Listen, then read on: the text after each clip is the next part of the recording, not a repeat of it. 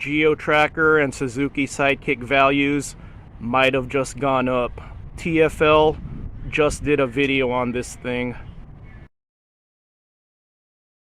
I watch all kinds of videos on YouTube on different topics. One of them is retro gaming, and popular video game channels have the ability to increase the value of retro games. One of the channels I watch is GameSack, and they might have increased the value of this game right here, Gary's, on the Sega Genesis. When these retro gaming channels mention hidden gems, people go on eBay, look them up, and then the value increases. TFL's video probably introduced these things to people who know nothing about them, people who never heard of these before. I'm 40. These things were around from 89 to, I believe, 2002.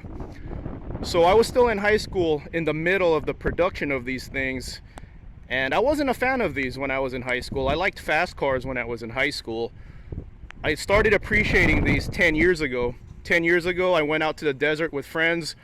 One of my friends had a FJ Cruiser, the other had a Samurai. I was actually more impressed with the Samurai just because of what it had to work with, 60 horsepower, the size of a side-by-side, and seeing what it did in the desert made me want one.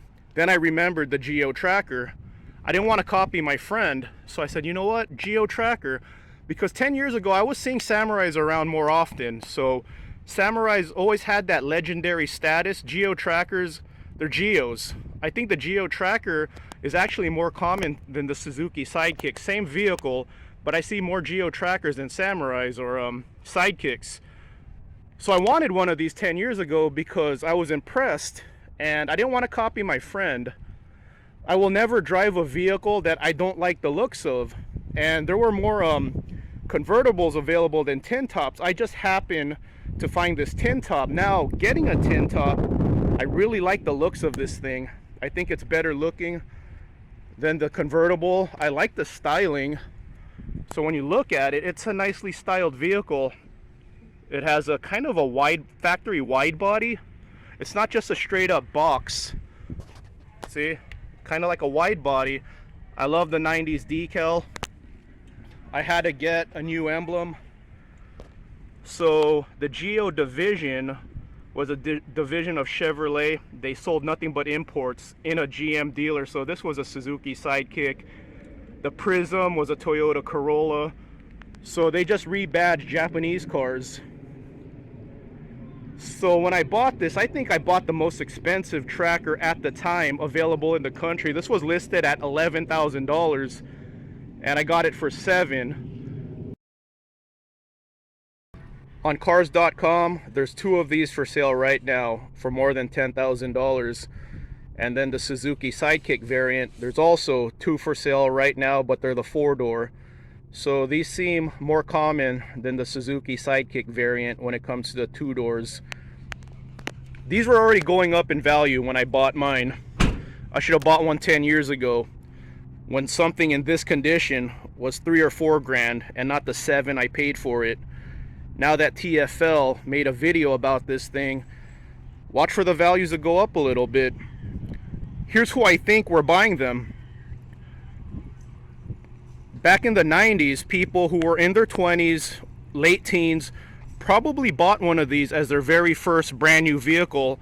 You could get one for as low as $8,000. If you got the convertible 2-wheel drive, you could get one for $8,000. This one retailed for $12,000. It's the tin top and it has 4-wheel drive and it actually has air conditioning on it. So what I think happened is people who bought this as their first vehicle, or maybe their parents gave it to them as a hand-me-down, they miss it. When I'm watching videos about these things, so many comments say that I miss this thing a lot and I wish I still have it.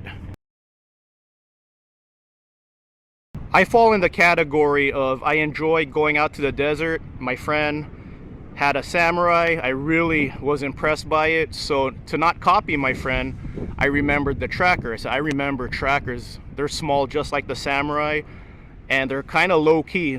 10 years ago, they were really low-key. Like no one cared about trackers 10 years ago. So I said, I'm gonna get a tracker. Took me 10 years. and I waited too long. But now that I have one, I'm glad I have one. My neighbor offered me $10,000 for this thing, and I'm not selling it for 10. 15, I'll think about it. We'll see what happens. We'll see if TFL just up the value on these things. If you're thinking about it, get one now. Plenty of videos on my channel.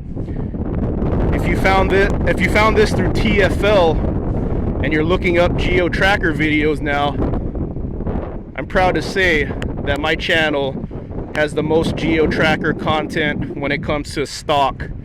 I'm not going to cut this up. I'm not turning this into a rock crawler. I'm preserving it. I want to party like it's 1992 for as long as I can, for as long as I'm alive.